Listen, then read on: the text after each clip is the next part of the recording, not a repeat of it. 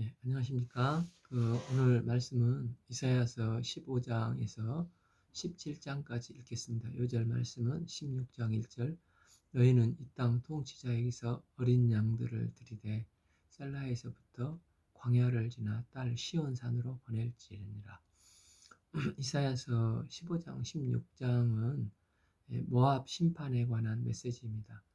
1. 모압에 관한 경고라. 하룻밤에 모압 알이 망하여 황폐할 것이며 하룻밤에 모압 기르가 망하여 황폐할 것이라.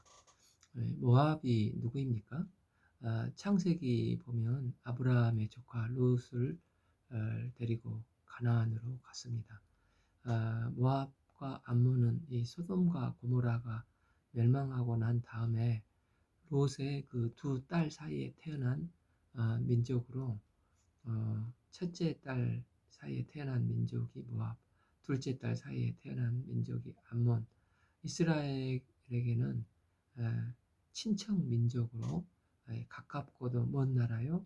요단강 건너기만 하면 바로 있는 이웃 나라가 이제 모압입니다. 그래서 오늘날로 보면 우리 성도들과 접하는 사람이 모압이라고 할 수 있을 것입니다.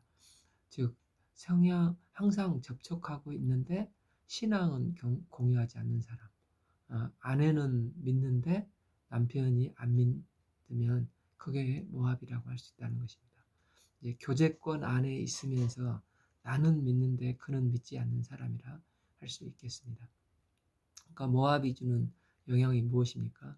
일단 믿지 않으니까 어, 옆에서 믿는 자를 조롱하고 핍박하기가 쉽습니다. 동시에 구원의 대상이라는 것입니다.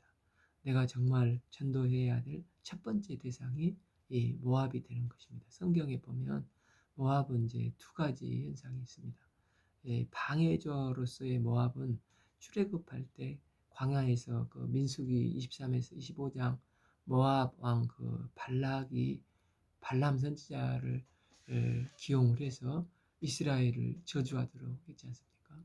그게 안 되니까 나중에 이제 부월 사건으로 모압 여인들과 음행을 저지르게 해서 하루아침에 2만 4천 명이 죽게 되는 바알 부월의 사건을 기억하라. 여러 군데 이렇게 구약에서 나오지 않습니까? 이 모압이 이렇게 만들어졌다는 것입니다. 이 모압은 이처럼 내 주위에 있는 사람들로 유혹하고 댓글 걸고 핍박할 수 있는 자들이라는 것입니다. 모압은 믿음을 무너뜨리는 참 신앙 생활하기 힘든, 신앙생활로 인도하기 힘든 사람이라고 할 수가 있습니다. 동시에 이 모압은 또 구원의 대상이기도 합니다. 구원의 대상으로 말할 때 룻기에 나오는 룻을 볼 수가 있습니다. 룻은 보아스와 만나고 오벳을 낳고 그 아들 이세, 또 그 아들이 다윗이지 않습니까? 때문에 다윗의 증조할머니가 사실은 모압입니다. 그래서 다윗의 어려움을 당했을 때 부모들은 모압에 그 부모들을 모압에 맡겨놓기도 하고 그렇지 않습니까? 나중에 룻이 얼마나 신실한 주의 종이 되어 룻은 좋은 신앙의 모델이 되지 않습니까? 주위에 있는 불신자가 룻과 같이 되기를 원합니다. 이렇듯 모압은 양면적인 의미가 있는데 우리가 신앙생활을 잘하기 위해서는 나의 모압을 잘 다루어야 한다는 것입니다.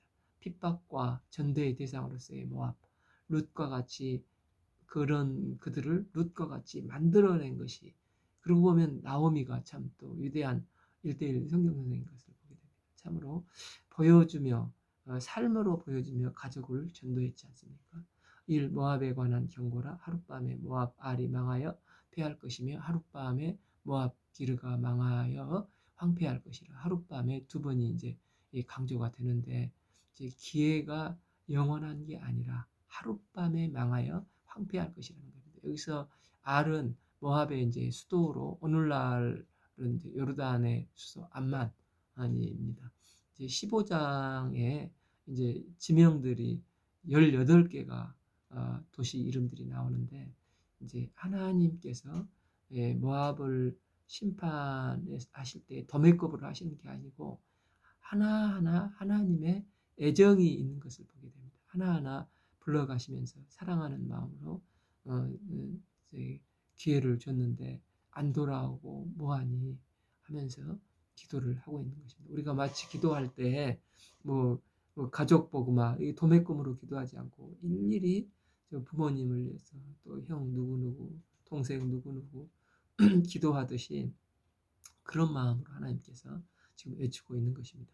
이 모압이 어려움을 당해서 2절 그들은 바익과 디본 산당에 올라가서 울며 모압은 느보와 메드바를 위하여 통곡하도다. 그들이 각각 머리카락을 밀고 각각 수염을 깎으며 여기서 이제 디본 산당은 모압 신인 그모스 신인데 거기 인신 공양도 하지 않습니까?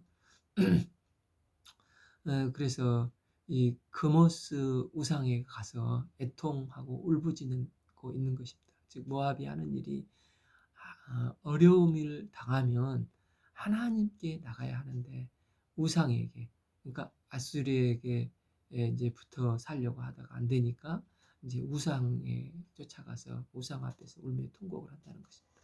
삼 거리에는 굵은 배로 몸을 동했으며 지붕과 넓은 곳에 각기 애통하며 심히 울며 사 헤스본과 알레는 부르짖으며 그들의 소리는 야하스까지 들리니 그러므로 모압 군사들이 크게 부르짖으며 그들의 혼이 속에서 떠나는도다. 이렇게 어려움을 당했을 때 우상에게 달려가서 심히 울며 애통해 하는 것을 보시는 하나님의 마음은 어떻습니까? 모압도 울부짖지만 하나님도 내 마음이 모압을 위하여 부르짖으며 마음 아파하시는 것을 보게 됩니다. 하나님께서 이렇게 마음 아파하시는 이유가 무엇입니까? 우상, 쓸데없는 우상 숭배하지 말고 하나님께 돌아오라는 것입니다. 6. 니무림 물이 마르고 풀이 시들었으며 연한 풀이 말라 청청한 것이 없으므로다. 원래 이제 모압에는 옆에 그 아르논 강이 흐르고 요단에서 그 T자로 흘러가기 때문에 메마를 수 없는 곳인데 메말랐다는 것입니다. 그러니까 하나님께 안 가고 세상에 가서 우상 숭배하고 이렇게 하니까 물이 없고 은혜가 없는 것을 빼빼 영혼이 고갈이 된 상태. 이런 어리석은 짓을 하느냐 이것입니다. 마치 그들의 조상인 그 창세기 13장의 롯과 같습니다. 아브라함이 이제 13장 9절 내가 좌하면 나는 우하고 내가 우하면 나는 좌하리라 하니까 당연히 눈을 들어서 이제 하나님을 바라보고 이제 그 아브라함에게 형님이 먼저 삼촌이 먼저 택하세요. 그래야 하겠지만 롯은 참 세상의 가능성을 바라보고 이 반짝거리는 도시 문명을 보고 눈이 확 뒤집혔습니다. 10절 이래 롯이 눈을 들어 요단 지역을 바라본즉 소알까지 온 땅이 물이 넉넉하니 여호와께서 소돔과 고모라를 멸하시기 전이었으므로 여호와의 동산 같고 애굽 땅과 같았더라. 그래서 결국 소돔과 고모라에 가서 멸망하지 않습니까? 그러므로 그들이 7절 얻은 재물과 쌓았던 것을 가지고 버드나무 시내를 건너리라. 모압은 이제 또 재물을 쌓아가지고 피난을 갔다는 것입니다. 재물이 무슨 힘이 있고 우상이 무슨 힘이 있겠습니까? 그들은 아무것도 아니고 결과적으로 곡성만 나온다는 것입니다. 8. 이는 곡성이 모압 사방에 둘렀고 슬피 울부짖으며 에글림에 이르러 부르짖음에 부엘 엘림에 미치며 구 디몬 물에는 피가 가득함이라. 그럴지라도 내가 디몬의 재앙을 더 내리되 모압에도 피한 자와 그 땅에 남은 자에게 사자를 보내리라. 이제 16장에서 그래서 이제 피난 온 저기 모압인들 시온산으로 피하라는 것입니다. 너희는 이 땅 통치자에게 어린 양들을 들이되 셀라에서부터 광야를 지나 딸 시온산으로 보낼지라. 그들이 피난하고 의지할 대상은 오직 한 길밖에 없는데 시온산에 계신 하나님께 피하는 것이라는 것입니다. 즉 말씀으로 가라, 교회로 가라는 것입니다. 이 모압의 딸들아 나루는 나루에서 떨어지는 새 같고 보금자리에서 흩어진 새 새끼 같을 것이라. 이는 남편 잃고 또 과부가 어미 잃은 그 고아처럼 처참한 상태를 말하고 있습니다. 그런 것이 그러니까 있으면 빨리 시온산으로 가야 한다는 것입니다. 5. 3.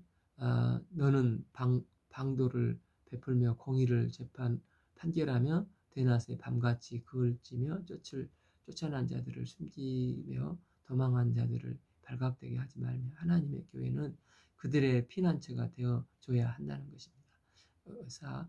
나의 쫓겨난 자들이 너와 함께 있을 것이로되 너 모압은 멸절하는 자 앞에서 그들에게 피할 곳이 되라. 대저 토색하는 자가 망하였고 멸절하는 자가 그쳤고 그 압제하는 자가 그 땅에서 멸절하였으며, 이제 그 다음은 이런 모압이 오게 되면 하나님의 교회는 그를 따뜻하게 받아주라는 것입니다. 그들에게 피할 곳이 되라는 것인데, 집 나간 탕자가 아직도 상거가 먼데 이제 원두막에 나가서 기다리는 것처럼 돌아오면 하나님의 마음으로 받아주라고 한다는 것입니다. 5. 다윗의 장막의 인자함으로 왕위가 굳게 설 것이요 그 위에 앉을 자를 충실함으로 판결하여 정의를 구하며 공의를 신속히 행하라. 이 말씀은 장차 오실 예수님을 말하는 것입니다. 여기서 인자는 헤세드 인 러브, 하나님의 사랑입니다. 하나님의 나라는 사랑에 기초한 나라입니다. 하나님 자체가 사랑이시지 않습니까? 하나님은 우리를 이처럼 사랑하사 독생자 예수님을 이 땅에 보내주시고 십자가에 내어주셨습니다. 바로 이것은 우리를 사랑하기 때문에 그렇습니다. 때문에 예수님의 십자가는 어떤 죄도 회개하고 주님께 나가기만 하면 받아주시는 하나님의 사랑의 완성이라고 할 수가 있습니다. 그래서 주 안에서 우리 성도들은 예수님의 사랑으로 젖은 장작과 같은 모압도 받아서 다 성령의 불을 태우고 변화시킬 수 있는 그런 교회요, 또 개인이요, 공동체가 되어야 한다는 것입니다. 그런데 전반적으로 모압은 이스라엘보다 약합니다. 약한 편에 속한다고 볼 수가 있는데 옆에서 계속해서 괴롭히는 존재라는 것입니다. 이스라엘 또한 그 약자이지 않습니까? 그런 약자를 괴롭히는 약자가 모압이라는 것입니다. 일반적으로 강자가 약자를 괴롭히지 않습니까? 그런데 약자가 약자를 괴롭히는 비겁한 자들이 있습니다. 이걸 약자의 교만이라고 하는데, 이 모압의 특징이 약자의 교만이라는 것입니다. 우리가 모압의 교만을 들었으니 심히 교만하여다. 그가 거만하여 교만하며 분노함도 그들 들었거니와 그의 자랑이 헛되도다. 모압은 자기 정체성에 있어서 약간의 태생적으로 열등감이 있었던 것 같습니다. 아버지와 딸 사이에서 태어난 민족이 모압 민족이지 않습니까? 그래서 그들은 어딜 가나 핏줄에 대한 떳떳하게 할 말이 없는, 애매해서 그 뿌리에 대한 그 열등감으로 그러니까 태생적으로 할 말이 없고 자기 신분을 말하는 게 원초적으로 좀 부끄러운 거죠. 그래서 이런 약함에도 불구하고 하나님께 나와서 은혜를 구하면 그 약함이 오히려 구속의 샘터가 되지 않습니까? 오히려 강점이 되어서 좀 큰 하나님 영광을 드러낼 수가 있는데, 요한복음 4장에 그 남편을 다스렸던 사마리아 여인이 예수님을 만나고 오히려 그 약점이 강점이 되어서 와 보라 이는 그리스도가 아니냐고 사마리아에 가서 복음을 증거할 때 많은 사마리아 사람들이 주님께 나와서 예수님을 만나지 않습니까? 그런데 모압은 본래 약한데 이 약함이 비굴하게 악한 쪽으로 나가버린다는 것입니다. 이게 모압의 정체성이라는 것입니다. 우리 주변에도 보면 약한데 교만한 사람이 있을 수가 있습니다. 이런 사람은 자기가 약자인데 약자인 것을 너무 내세워서 약자임이 자신의 공로가 되어서 큰 소리치고 오히려 괴롭히는 경우가 있을 수가 있습니다. 연약함을 무기로 삼는 게 모압으로 약함을 자칭하려고 이게 이제 생존 방식이 되는 것입니다. 성경은 어떻게 말합니까? 고아와 이방인과 과부를 돌보라고 하면서 약자를 돌보라고 했습니다.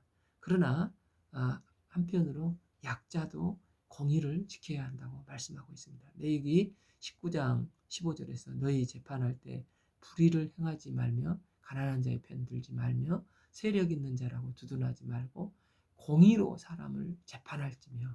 그러니까 예를 들어서 가난한 그 장발장이 배가 고파서 또 자녀들도 배가 고파서 빵을 훔쳐 먹고 잡혔으면 그는 공정하게 죄의 대가로 심판을 받아 감옥살이를 해야 하는 것입니다. 그러나 이제 그 자녀들이 남겨져 있을 때, 참, 사회에서 또 성숙한 크리스찬들이 그런 그들을 감당하고 섬기는 사랑을 베풀어야 하는 게 맞다는 것입니다. 그러니까 강한 자나 약한 자나 하나님께 나가야 하는 것이지 약함 자체를 자랑인 양 그걸 무리하게 내세우면 그것도 이제 또 중독이 될 수가 있지 않습니까? 그래서 더 안 좋은 쪽으로 하나님의 형상이 파괴되는 쪽으로 나가지 않습니까? 그래서 자칫 약하지만 악해질 수가 있는 게 바로 이 모압의 교만이라는 것입니다. 7. 그러므로 모압이 모압을 위하여 통곡하되 다 통곡하며 기할레셋 건포도 떡을 위하여 그들이 슬퍼하며 근심하니. 8. 이는 헤스본의 밭과 신마의 포도나무가 말랐습니다. 전에 그 가지가 야셀에게 미쳐 광야에 이르렀고 그 땅이 자라서 바다를 건넜으니 이제 열국 주권자들이 그 좋은 가지를 꺾었도다. 이제 15장에 이어서 하나님의 이제 애통하시는 마음이 이제 9절에서 12절까지 계속 되고 있습니다. 9절 그러므로 내가 야셀의 울음처럼 어, 이제 9절 야셀의 울음처럼 신마의 포도나무를 위하여 울리라. 히스본이여 엘르 알레여 내 눈물로 너를 적시하리니 너의 여름 실과 내 농작물의 즐거운 소리가 그쳤습니다. 10 즐거운 기쁨이 기름진 밭에 나서 떠났고 포도원에는 노래와 즐거운 소리가 없어지겠고 틀에는 포도를 밟는 사람이 없으리니 이는 내가 즐거운 소리를 그치게 하였습니다. 11 그러므로 내 마음이 모압을 위하여 수금같이 소리를 바라며 내 청자가 길하레셋을 위하여 그리하도다. 12 모압이 그 산당에서 피곤하도록 봉사하며 자기 성소에 나가서 기도할지라도 소용이 없으리로다. 하나님은 모압의 교만 때문에 심판할 수밖에 없었습니다. 그러나 그들을 사랑하셨기 때문에 그들을 위해 이제 눈물을 흘리시고 통곡하시고 마음이 찢겨 나가시는 것 같습니다. 마치 그 창자가 뒤틀리듯이 오열하시면서 가슴 아파하시는 하나님의 마음을 절절히 느낄 수가 있습니다. 마치 이는 그 요한복음 11장 부활장에서 생명의 주인이신 예수님이 바로 그 현장에 계시는데도 죽은 나사로를 보면서 온 사람들이 사망 권세에 휩쓸려 울고 있을 때 그들을 바라보면서 주님께서 불쌍히 여기시고 비통한 울음을 우셨습니다. 그래서 영어 성경의 가장 짧은 단어가 Jesus wept. 모압은 이런 하나님의 마음을 지금 모르고 있는 것입니다. 13절 이는 여호와께서 오래전부터 모압을 들어 하신 말씀이거니와 14절 아픈 이야기인데 이 기간이 3년 남았다. 그리고 모압에도 다 망하게 되는 것이 아니고 남은 자가 있다는 것입니다. 14 이제 여호와께서 말씀하여 이르시되 품꾼에 정한 해같이 3년 내에 모압의 영화와 큰 무리가 능욕을 당할지라 그 남은 수가 심히 적어 보잘 것이 없이 되리라. 이게 3년이 남았는데 이게 말씀은 남은 시간이 결코 긴 시간이 아니라는 의미입니다. 그렇지만 또 기회가 있다는 것입니다. 우리에게 이제 이 땅 가운데서 하나님께서 이제 주님을 만나고 지금 데려오고 가지 않고 시간을 주신 것은 하나님께서 나를 통해서 이루시기를 원하시는 것이 아직 남아있고 그 원하시는 것을 다 이루고 천국으로 인도하시고자 하시는 것입니다. 이거 3년, 그래서 3년 시간을 주셨다는 것입니다. 사도 바울도 빌립보서에서 정말 내가 하나님 나라에 가고 싶은데 그러나 그들을 돕고자 하는 마음 때문에 여기 있다고 하지 않습니까? 그래서 이제 우리는 시간을 낭비하면 안 됩니다.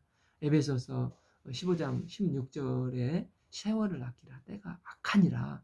우리에게 의미 없게 참 머물러 있어야 할 시간이 없습니다. 3년 남은 기간이 우리에게 주어져 있는데 내가 하나님 앞에서 무엇을 해야 됩니까? 내게 주어진 이 3년과 같은 짧은 시간이 남아 있습니다. 이 시간은 결코 긴 시간이 아니고 내 안에 주께서 원하시는 일을 주님의 도우심으로 주님께서 동행하심으로 그 사명을 감당하는 시간입니다.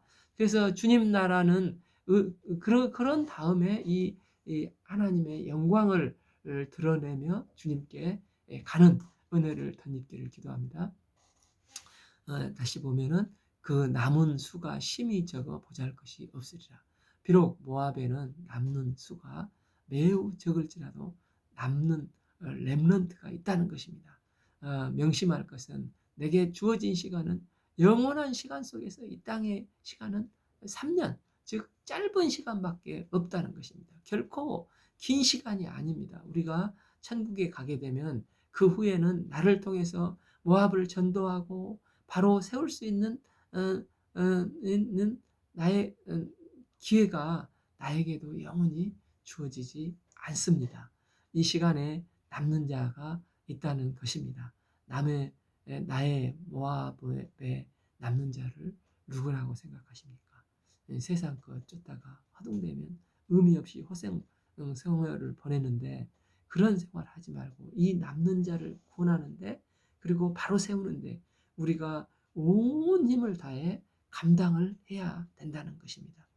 이게 그래 이제 제가 시장에서 일할 때 봐보면은 전도하는 주의 종들이 많이 있었는데 어떤 분은 이제 미국에 선교사로 갔다 이제 돌아와서 자기 부모님 전도를 위해서 이게 왔는데 정말 부모님이 끝까지 믿지 않아서 뭐 심지어 너무 절박해서 그 아버지의 입을 벌려서 막 말씀을 집어넣어주고 믿으라고 하니까 아버지가 감동을 받고 예수님을 영접하고 돌아가셨다는 얘기를 고백을 들은 것을 들은 적이 있습니다. 이처럼 그 남는 자를 우리가 감당하는 그래서 함께 하나님 나라로 인도하는 역사를 이룰 수 있기를 기도합니다. 그러기 위해서 생명을 건 충보 기도가 필요합니다. 그 기도가 하나님과 나의 모압의 싸움이 되도록 이제 하나님의 싸움이 되도록 만군의 하나님께서 그 딱딱한 마음을 부드럽게 하나님의 능력으로 해주실 것을 간절히 기도해야 됩니다. 말씀을 영접하는 하나님의 자녀가 되는 놀라운 일이 그래야 할 때 생깁니다. 누가복음 18장에서 낭망치 않고 기도하는 여인처럼 이 한맺힌 기도를 할 때 전능하신 창조주께서 참 하나님이시여 인간을 사랑하신 여호와 하나님께서 반드시 승리하고 영광을 주실 것을 믿습니다. 그래서 말씀은 모압이라고 하니까 남 얘기 같이 보이지만 이 이야기가 바로 나 이야기가 아니겠습니까? 내 주변에 무늬만 믿는 사람이 있는데 접촉해 보면 불신자 같고 불신자 같이 살고 있는 가족들, 또 접촉하는 불신 친구들, 접촉하는 나의 사랑하는 사람들이 있습니다. 내 주위에 모압은 항상 있습니다. 이 모압은 우리에게 애증이 다 있습니다. 사랑도 주고 힘듦도 주고 정말 힘든 대상입니다. 어떻게 보면 신앙생활을 잘한다는 것은 나의 모압을 어떻게 대할 것인가에 신앙생활이 달려있다고 볼 수가 있습니다. 그래서 나의 모압이 룻과 같이 메시아의 조상이 되기까지 해산의 수고를 다시 감당하는 은혜를 덧입고 승리하여서 주님께 영광을 드러내는 믿음의 종들이 다 되시기를 축복하며 기도합니다. 이사야 17장은 아람과 이스라엘의 심판 내용입니다. 그 심판 내용은 아람인데 이스라엘도 도매급으로 같이 심판을 당한다는 내용입니다. 왜 이런 일이 벌어집니까?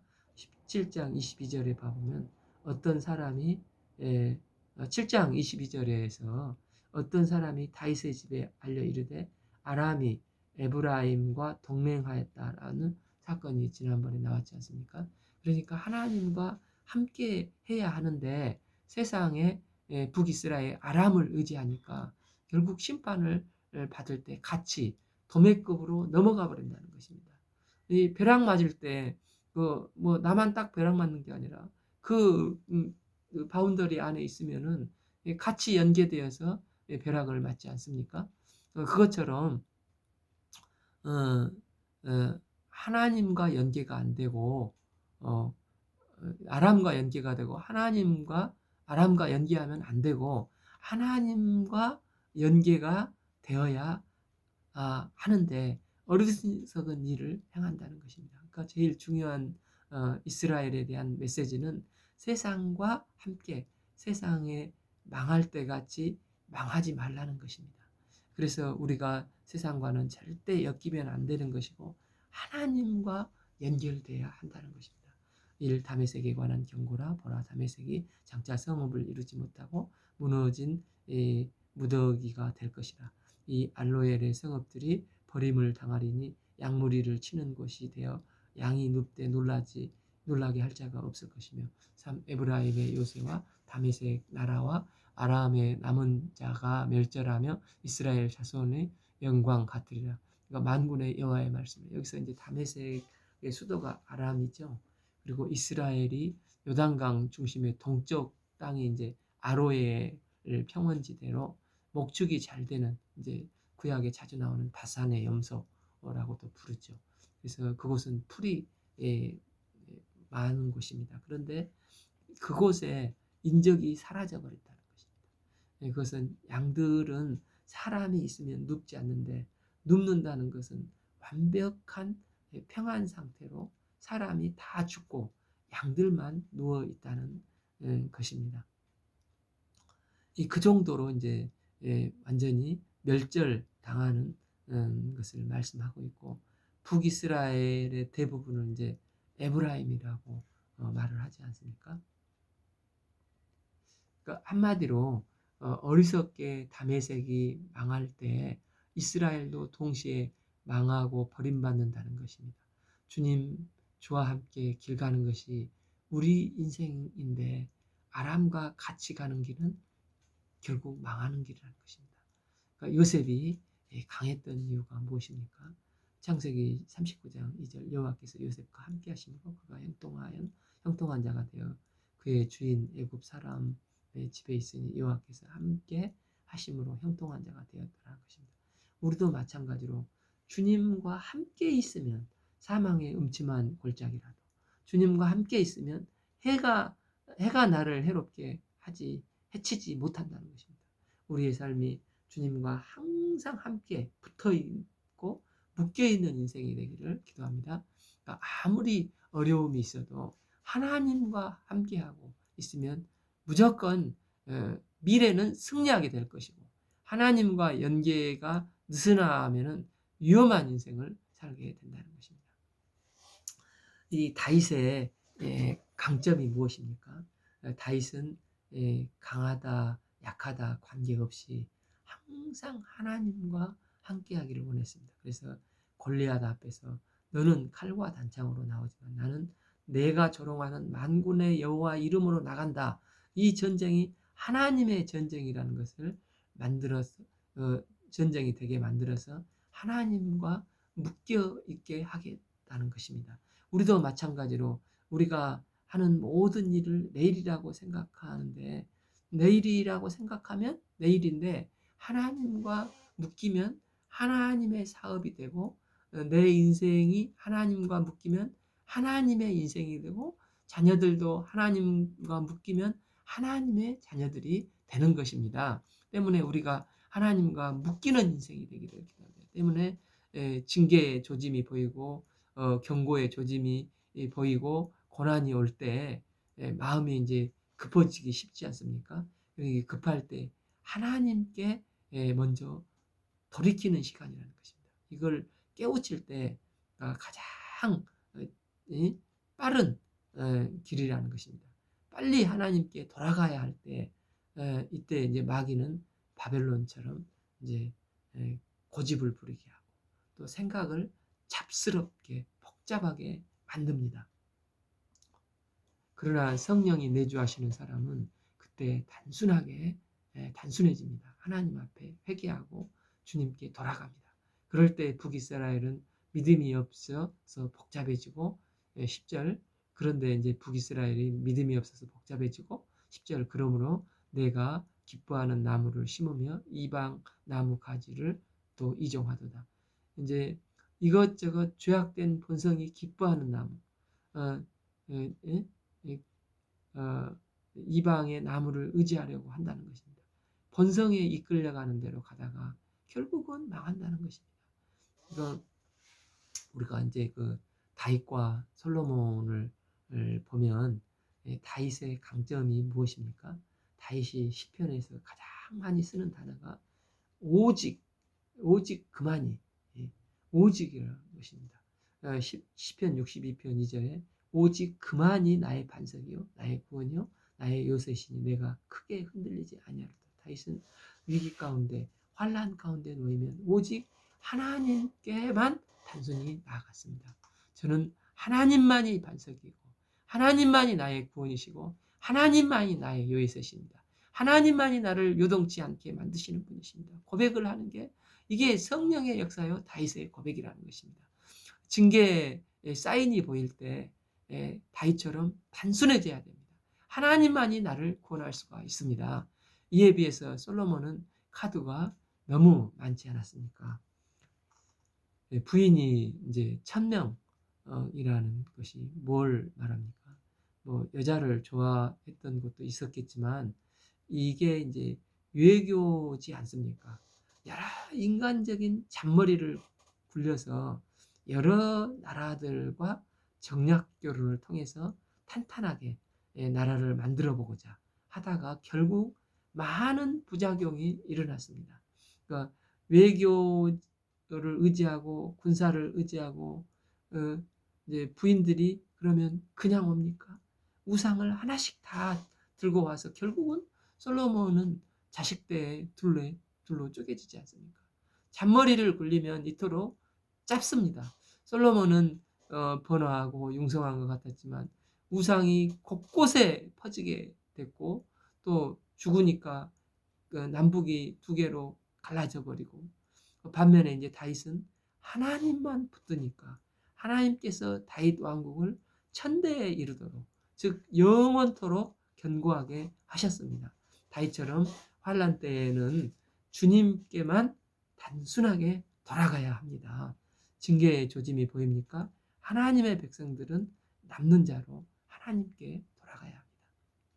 6절 그러나 그들 안에 주울 것이 남으리니 감람나무 흔들 때에 가장 높은 가지 꼭대기에 과일이 두세 개가 남은 것 같고 무성한 나무에 가장 먼 가지에 네다섯 개가 남음 같으니라. 이스라엘 하나님 여호와의 말씀이니라.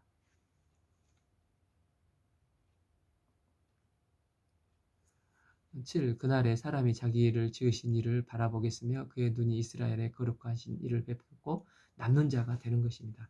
환난을 통해 단순히 돌아가야 하는데 또 하나는 환난이 구원이 될 수 있다는 것입니다. 논리상 아람과 이스라엘이 막 섞여 있으면은 누가 하나님의 구원받을 백성인지 모릅니다. 그런데 환난이 오면 먼저 나누어지게 되고 또 하나는 구원 하나는 심판으로 이루어진다는 것입니다.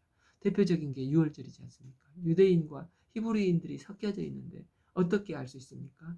하나님께서 어린 양의 피를 문설주에 바르라 했을 때 그때부터 갈라지지 않습니까? 그 말씀대로 문설주의 어린 양의 피가 있으면 출애굽기 12장 23절 그 피를 보고 패스오버 했습니다. 그러니까 죽음이라는 환란이 왔을 때 이 어린 양의 피를 의지하면 이 패스오버 그걸로 갈라지는 것입니다. 그래서 항상 위기가 오면은 하나님께서 우리에게 갈라지게 만드십니다. 갈라짐이 거룩함인데 거룩의 표징을 주신다는 것입니다. 남는 자는 고난과 환란 속에서 이 거룩의 표징을 붙들고 회개하여서 십자가를 붙들고 말씀에 순종하고 예배의 자리로 돌아온다는 것입니다. 8. 자기 손으로 만든 제단을 바라보지 아니하며 자기 손가락으로 지은 아세라나 태양을 바라보지 아니할 것이며 열왕기하 마지막을 보면 이 패망하는 북이스라엘이 그 직전에 원인이 나오는데 그들은 하나님의 모든 명령을 거부하고 스스로 송아지상을 만들고 하늘의 일월 성신을 섬기고 바알과 일의 아세라를 섬기노라고 했습니다. 또한 가난하고 힘없는 자를 학대했습니다. 물론 또 하나님께 제사는 제사대로 드리고 절기의 예물을 드렸습니다. 그들의 신앙은 변질되어서 하나님과 우상을 겸하여 섬겼습니다. 결국 이들은 우상 숭배와 말씀에 불순종한 탐욕으로 결국 무너질 수밖에 없었습니다. 그러나 그런 중에도 자신의 잘못을 회개하고 하나님께 돌아오는 남는 자들이 있다는 것입니다. 하나님의 택하신 백성들은 주님을 바라보고 말씀 붙들고 예배 자리로 나오는 자들 이런 사람이 남는 자로 구원을 받는 것입니다. 이걸 볼 때 위기는 다름을 보여줍니다. 솔로몬의 재판도 보면은 위기이지 않습니까? 애 하나를 넣고 그 당시는 뭐 DNA 검사도 없으니까 이거 어떻게 구분할 수가 없지 않습니까? 그런데 솔로몬이 이 위기 때 아이를 칼로 갈라가지고 나누어 가지라 한마디로 죽이라는 것이 아닙니까? 이 가짜 엄마는 좋습니다. 너 죽고 나 죽자. 진짜 엄마는 내가 가짜입니다. 얘를 살려서 저 엄마에게 주라고 하지 않습니까? 솔로몬은 이 위기를 통해서 다름을 보여줬습니다. 진짜 엄마의 마음은 어떠해야 하는가 그걸 안 것입니다. 타이틀이 중요한 게 아니라 진짜 엄마는 생명을 살리는 것입니다. 그게 지혜이고 여기서 갈라지는 것이 아닙니까? 그래서 세상에서 온갖 자극이 계속해서 오는데 그때마다 거룩의 길을 걸어가야 한다는 것입니다. 거룩이 무엇입니까? 다른 것이고 예수님의 길을 쫓아가는 것, 좁은 길을 걸어가는 것이고 그게 사는 길이 된다는 것입니다. 이제 저희 아이들이 이제 초등학교 5학년까지 현지 로컬 학교를 다니다가 이제 6학년 때부터 역사 교육을 시키기 때문에 엄마가 있는 한국 학교로 보냈습니다.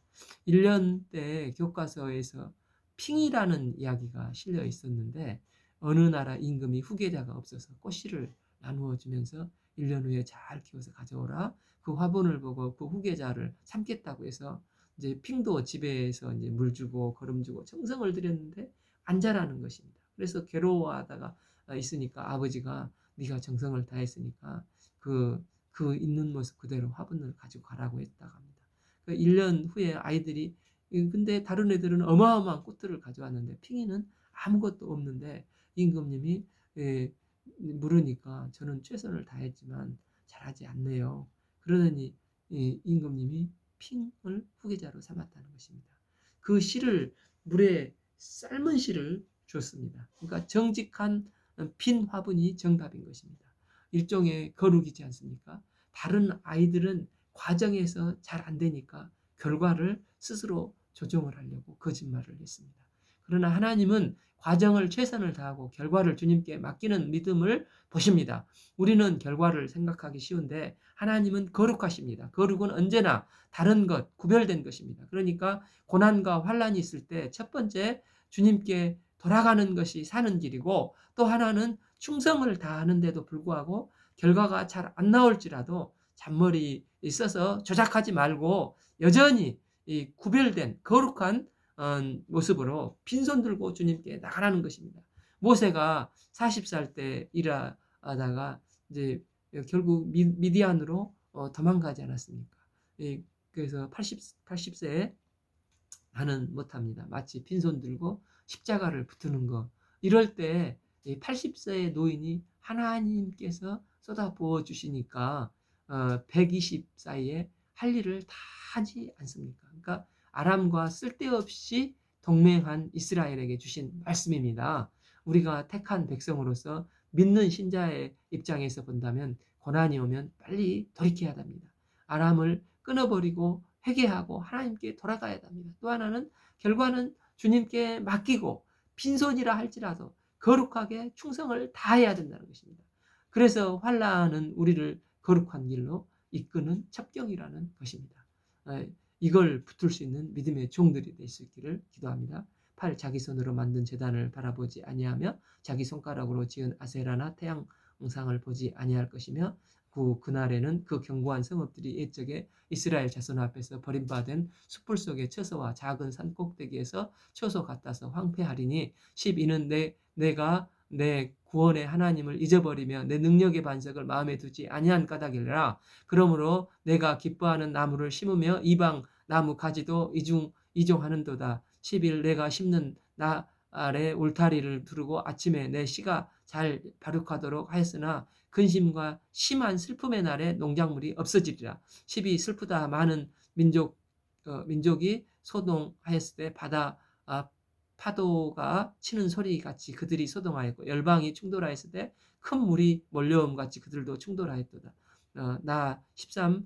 열방이 충돌하기를 많은 물이 몰려옴 같이 하나 주께서 그들의 꾸짖으시리니 그들이 멀리 도망하여 산에서 겨가 바람의 앞에 흩어짐 같겠고 폭풍 앞에 떠도는 티끌 같을 것이라. 다시 이제 남유대에 대한 예언으로 아수르가 남유다를 공격하는 것을 하나님께서 하나님에 대한 이제 대적으로 인식을 할 수가 있습니다. 비록 아수르가 큰 홍수처럼 몰려오는데 하나님께서 꾸짖으니 그들도 멀리 도망가게 된다는 것입니다.